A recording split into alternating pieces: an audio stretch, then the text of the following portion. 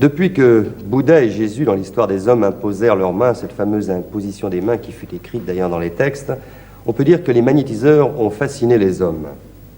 S'agit-il de charlatanisme ou de choses véritables, de choses réelles? J'ai avec moi un magnétiseur qui est Monsieur Ladrière, et j'aimerais que nous parlions un peu de ce sujet qui continue d'ailleurs à impressionner du plus petit jusqu'au plus grand. Alors tout d'abord, peut-être vous pouvez m'expliquer ce qu'est le magnétisme dans ce cas précis d'un homme. Oui. C'est une énergie que le corps humain possède. Il ne la fabrique pas, il la reçoit. Il ne la fabrique pas, il la reçoit. Il ne la fabrique pas. Il peut permettre à son corps de développer, enfin de laisser passer plus facilement cette énergie. Mais cette énergie, il la reçoit. Il la reçoit au moment de la naissance? Non, c'est-à-dire que lorsque l'être évolue, si vous voulez, il a besoin de plus en plus d'énergie. Donc cette énergie, il peut la recevoir au niveau solaire, au niveau planétaire, au niveau de la nourriture qu'il utilise, au niveau de la respiration. Donc c'est une énergie qu'il utilise pour son propre corps. Si tout le monde avait une alimentation saine, un esprit sain, un corps sain, tout le monde aurait le même degré de magnétisme. Ouais, c'est encourageant, pour la diététique en tout cas.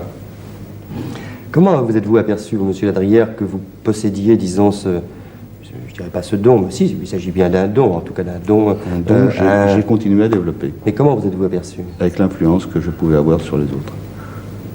Mais une influence, vous voulez dire au cours de conversation, simplement, absolument, comme ça? Oui. Je pouvais, si vous voulez, influencer le sens de la conversation. Alors je le faisais mentalement. Et je me suis aperçu qu'en partant du mental, si vous voulez, le magnétisme était uniquement contrôlé par le mental. Donc le magnétisme sort de mes mains en fonction de vos mains. En fonction de votre esprit. Et alors quand vous imposez les mains, la force vient de votre cerveau. Voilà. C'est surtout une concentration intensive. D'abord, une respiration au départ, si vous voulez, pour accumuler cette énergie, en fonction donc d'un corps sain, et ensuite une concentration intensive qui me permet, si vous voulez, de faire échapper de mon corps cette énergie. Les magnétiseurs, là je ne parle plus uniquement de vous, mais les magnétiseurs qui utilisent donc leurs mains, imposition des mains sur le corps, un corps malade ou souffrant ou ce que l'on veut, quels sont généralement les maux auxquels ils s'attaquent? Quels sont les maux où il y a le plus de résultats? Disons déjà tous les problèmes organiques de départ, et ensuite tous les problèmes psychiques. Parce qu'ils font un apport d'énergie. Et les organes ont besoin de cette énergie. Un être malade a perdu en grande partie son énergie, donc a perdu son magnétisme. Alors justement, on en a parlé un peu avant de commencer cet entretien, de travaux, notamment par les soviétiques, sur le magnétisme humain. Oui, certains... Ils sont arrivés à photographier littéralement le magnétisme.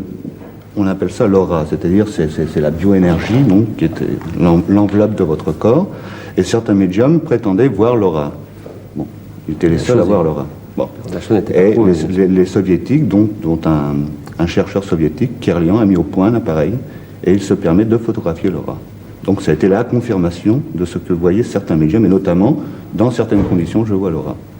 Et vous voyez l'aura? Je vois l'aura, oui. C'est une fréquence au niveau de mes yeux, et également un entraînement. Et cette aura que vous voyez autour d'un corps, autour d'une tête, se présente sous la forme d'une bande blanche, d'une bande de couleur? C'est un halo. C'est un halo.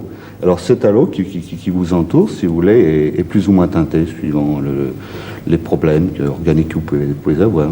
Monsieur Ladrière, il y a un autre point que je voudrais aborder avec vous, toujours à propos de ce magnétisme. Nous avons parlé des hommes aux hommes, mais j'ai lu quelque part dans une revue scientifique qui m'a paru assez sérieuse, cette revue, quelque chose qui m'a beaucoup étonné. Cette revue donnait l'explication des chefs-d'œuvre en peinture, par exemple, en disant que finalement on pouvait expliquer le phénomène du chef-d'œuvre qui traverse les siècles, les cultures, les âges, les civilisations, etc., et qui nous donne toujours la même émotion lorsqu'on le voit.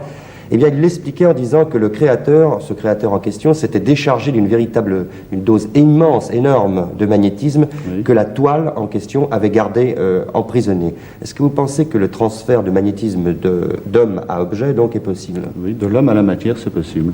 C'est possible au niveau de coton, au niveau de papier, au niveau de l'eau. Par exemple, je peux magnétiser de l'eau à volonté. Les quantités n'ont pas tellement d'importance, enfin, disons des quantités raisonnables. Mais on peut également agir sur la matière à partir du magnétisme. Vous voulez dire que vous pouvez magnétiser donc quelque chose que vous pouvez envoyer ensuite à quelqu'un? Absolument, oui. Et il ne perd en rien de son magnétisme? Il ne perd absolument rien.